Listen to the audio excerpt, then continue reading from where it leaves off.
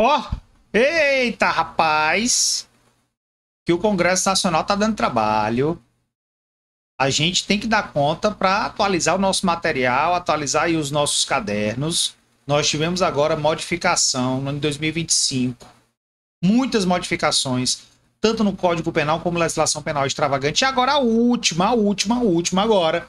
Modificaram lá o Código Penal e também modificaram a Lei de Organização Criminosa. Então eu quero que nesse encontro, se você ainda não está no canal, já vai seguir. E se você já está no canal, eu preciso do seu like para a gente seguir o nosso trabalho adiante. E você que está no nosso canal, ó, você que está na nossa plataforma, então, ó, venha cá, que você já conhece como é o estilo, você já conhece como é a pegada. Eu vou lhe mostrar agora, por A mais B, eu vou desenhar junto contigo o que foi modificado por essa legislação agora do segundo semestre de 2025, que modificou aí a Lei de Organização Criminosa. Então, aqui nesse encontro, a gente vai trabalhar somente a Lei de Organização Criminosa. Nós teremos outros encontros para falar lá do que foi modificado no Código Penal e na outra lei extravagante também que fala da proteção às autoridades. Então, agora neste ponto, vamos tratar só do quê? Daquilo que foi modificado na Lei de Organização Criminosa. Então já vem comigo, ó, que eu vou te mostrar, porque você vai acompanhar comigo pelo nosso material. Olha aqui. Novidade de 2025. Novidade de 2025 é a nossa Lei 15.245 de 2025. Olha só que essa lei aí veio trazendo uma lapada que a gente precisa mexer no nosso material, que a gente precisa atualizar. Então já bote aí, ó, 15.245 de 2025.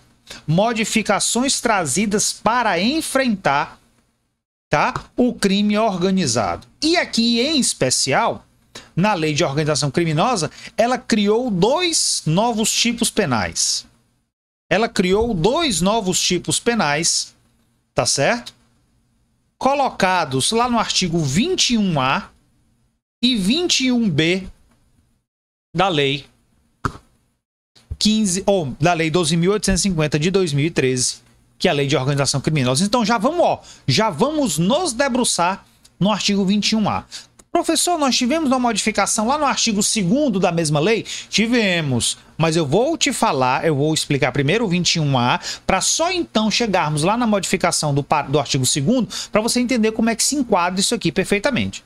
Então vamos ler comigo aqui devagarinho. Olha aqui como foi que ele trouxe esse novo crime, que é o de obstrução das ações contra o crime organizado. Venha comigo. Aos verbos: solicitar, mediante promessa ou concessão de vantagem de qualquer natureza, não precisa ser patrimonial, ou ordenar. Então ele traz dois verbos.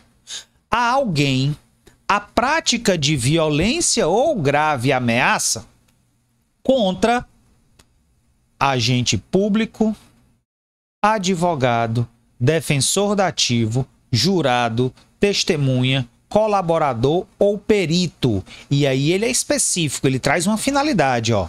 Não é simplesmente lá você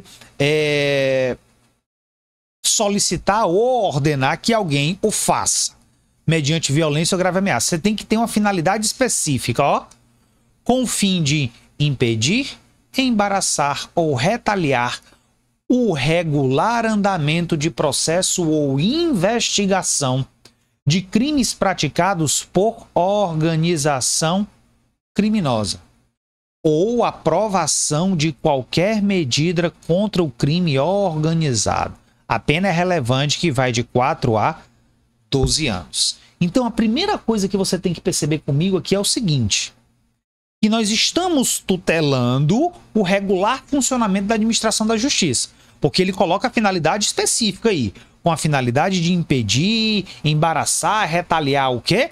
As investigações que têm como objeto a organização criminosa.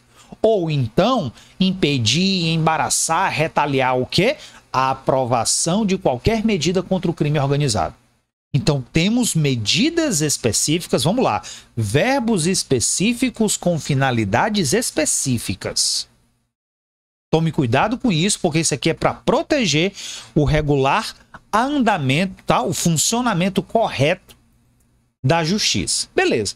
Então, quem é que pode ser o sujeito desse crime? Qualquer pessoa, e ele não faz nenhum tipo de especificação.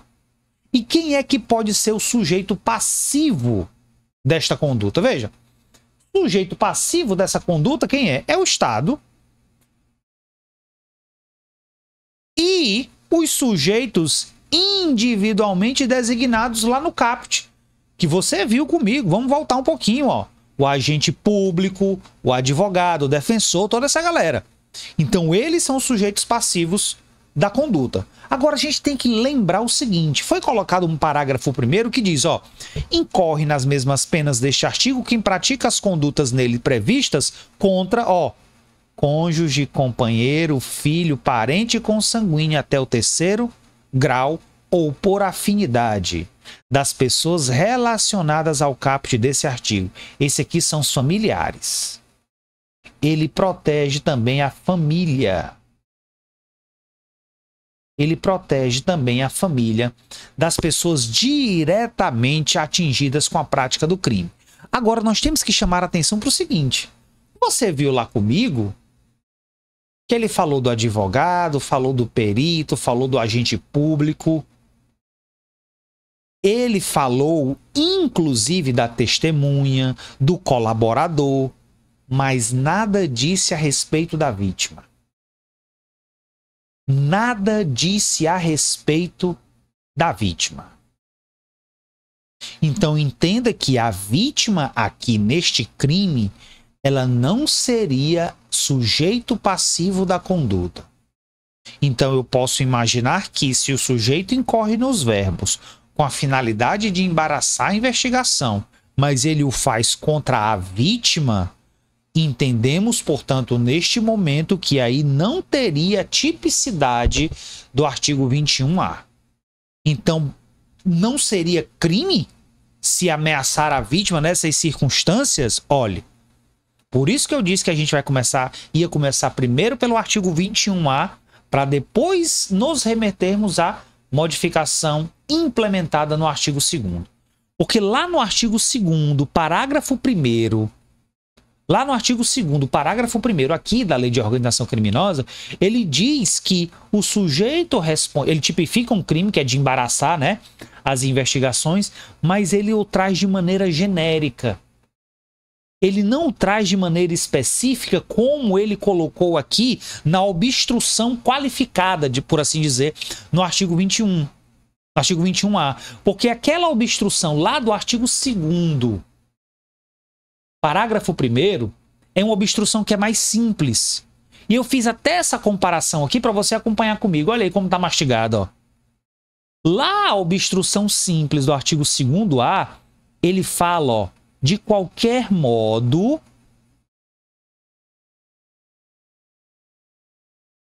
e aqui não, no 21A ele coloca uma situação muito mais específica. Ele coloca prática de violência ou grave ameaça a determinadas pessoas, magistrados, membros do MP, testemunha, etc. Por isso que lá no artigo 2º, parágrafo 1º, ele diz: pune-se qualquer comportamento. E ele não especifica quem serão as vítimas, como foram especificadas aqui no artigo 21A. Então, moral da história: se não tiver previsto, se não tiver previsão aqui no artigo 21A, a exemplo da vítima, você joga lá para a regra geral, que é do artigo 2º, parágrafo 1º.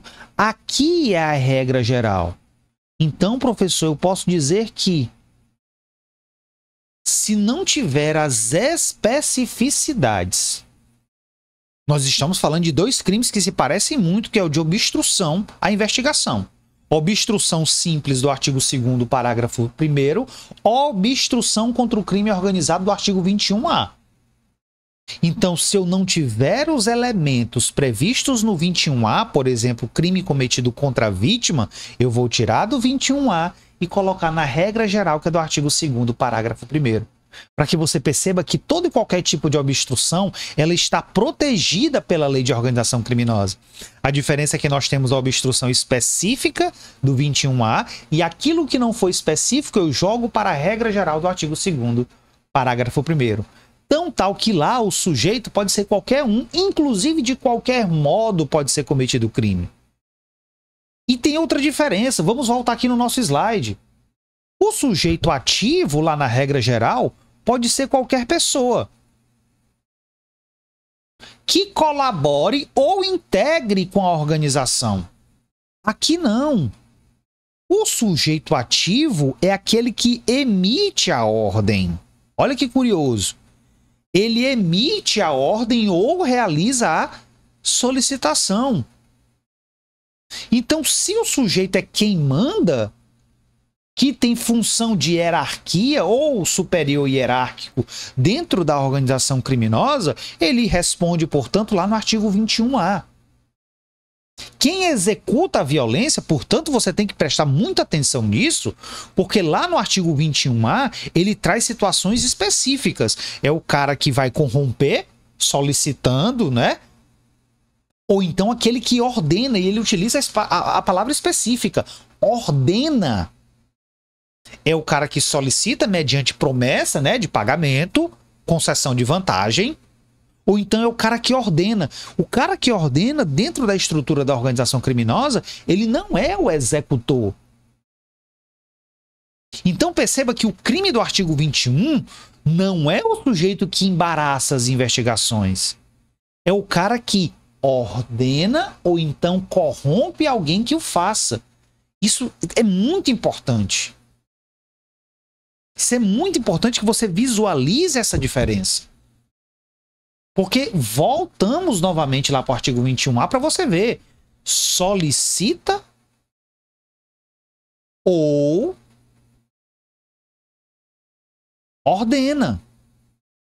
Aqui ele não é o cara que vai fazer, embaraçar a investigação. Não é o cara que vai obstruir a investigação. Não, ele é o cara que determina ou então que corrompe outra pessoa para que essa outra pessoa o faça. Esse é o grande pulo do gato aqui, nesse crime do artigo 21A. Então veja que nós temos solicitar ou ordenar. Aqui, ó. Solicitar ou ordenar. Aqui é ordem, aqui é um pedido, com a finalidade específica que eu mostrei para vocês. Que por qualquer meio, empregando violência ou grave ameaça, tá? Então essa violência ou grave ameaça é perpetrada pelo executor, não é pelo mandante, com a finalidade lá de embaraçar, de retaliar o curso da investigação. Eita, que isso aqui vai cair na sua prova. E te digo mais. Te disse agora há pouco que ele é um crime que cai ou recai somente para o mandante. Falei disso, que ele recai somente para o mandante. Além disso, o sujeito que executa, ele poderia argumentar, por exemplo, um excludente de culpabilidade lá na modalidade de coação moral irresistível. Né? Lembra da história? Da coação moral irresistível? Ele poderia argumentar isso dessa forma? Ó, o dedinho. Pode não. Porque a partir do momento em que eu me submeto à estrutura hierárquica de uma organização criminosa, eu já estou devidamente subordinado e vinculado às ordens dessa entidade. Então, isso aí é fruto de uma adesão voluntária. Eu não posso argumentar coação moral irresistível, nem muito menos excludente de culpabilidade. Então, diferença brutal. É um crime que é para o mandante. Logo, anote, ele é uma exceção à teoria monista, a teoria unitária do Código Penal, que é aquela teoria que vai justamente fazer o quê? O recorte, a ideia de quem faz, é quem de fato, quem detém o domínio do negócio. Então o legislador ele fez o quê? Ele recortou a responsabilidade para incidir exclusivamente sobre aquele que manda.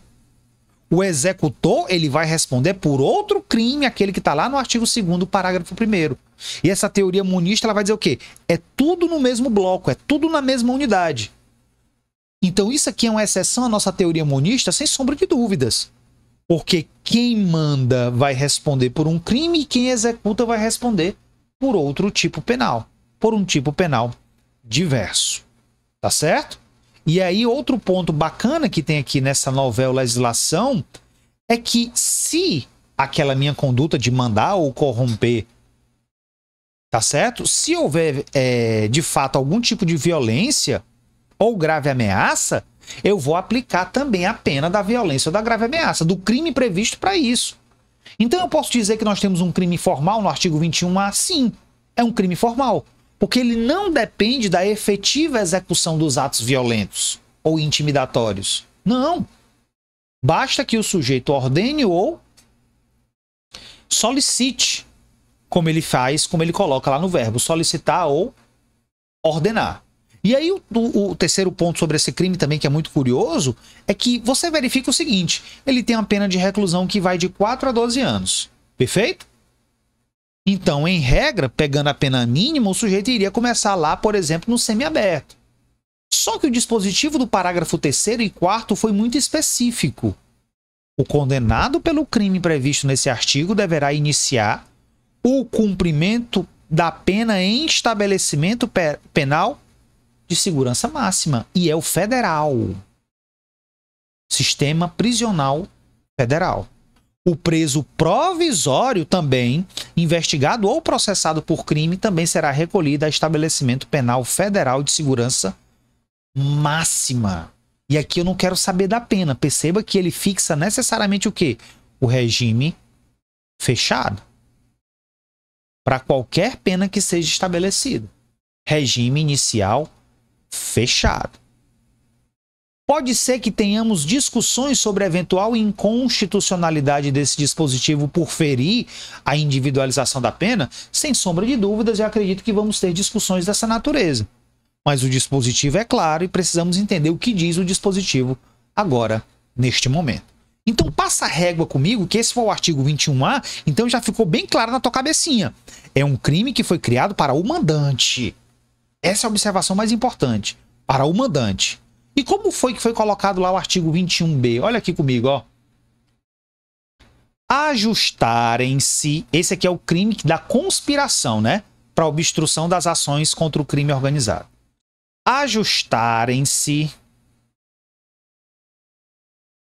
duas ou mais pessoas. Então, tu já viu que nós temos concurso necessário de agentes.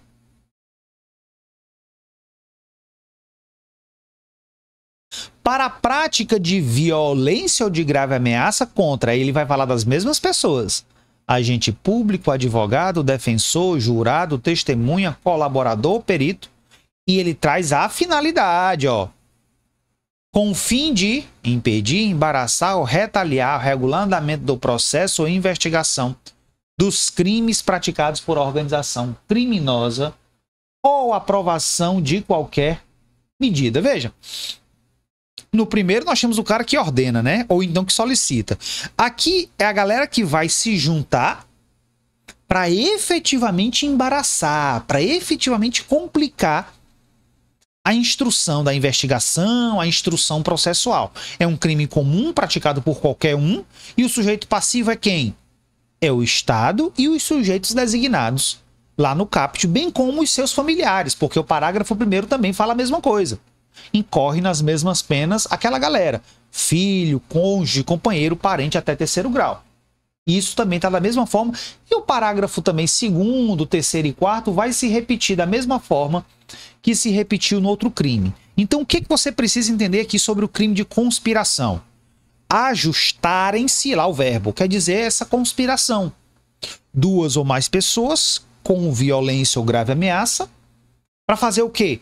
Impedir, embaraçar, complicar o andamento das investigações. Aqui ninguém mandou nada, aqui os próprios sujeitos se organizaram com essa finalidade. Da mesma forma, se tiver violência, ou melhor, se tiver outros crimes decorrentes da violência ou da grave ameaça, eles também serão punidos em uma hipótese de concurso material, tá certo? Duas condutas, é mais de uma conduta, mais de um resultado naturalístico. E da mesma forma, como eu disse, ó, também a fixação do regime prisional fechado e estabelecimento prisional federal, tanto para quem foi condenado como para o preso provisório e investigado nessas circunstâncias. Então, olhe, você acabou de ter aí dois comentários que eu acho que serão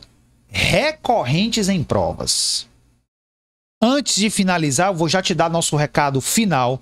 Não deixa de, conhecer o nosso canal no YouTube. Você que já está aí, já deixa o like, já deixa, portanto, o seu carinho para o nosso trabalho. Aqui também, você precisa conhecer o nosso Penal Sensacional, viu? Não deixe de conferir não, que lá você vai encontrar materiais exclusivos que são utilizados, tá certo? Para o grande momento que é a sua aprovação. E o nosso canal no Instagram, Danilo Neves _prof, para você conhecer e acompanhar todas as dicas de penal e processo penal. Gente, 2 novos crimes, houve modificação lá no artigo 2º, parágrafo 1º, como eu expliquei agora há pouco para vocês, e eu tenho a certeza que vai cair nas próximas provas. Então fique esperto, já atualiza o teu material, que isso aqui é muito importante, porque tem cara de prova. Gente, vou contar um segredo para você, viu? A FGV adora. A FGV adora questões que envolvam organização criminosa. Passa a régua, meu príncipe, minha princesa. Finalizamos por aqui. Vou te encontrar nos próximos comentários, nos próximos vídeos. Sabe por quê? Porque tem um montão de projeto de lei, tem uma PEC da segurança pública tramitando que, isso vai dar pano pra manga, isso vai dar pano pra manga. E eu te encontro aqui. Eu quero te encontrar aqui pra gente atualizar o nosso caderno, pra gente passar o cheque na nossa aprovação. Um grande abraço, meu princeso, minha princesa. Fique com Deus. Se cuidem.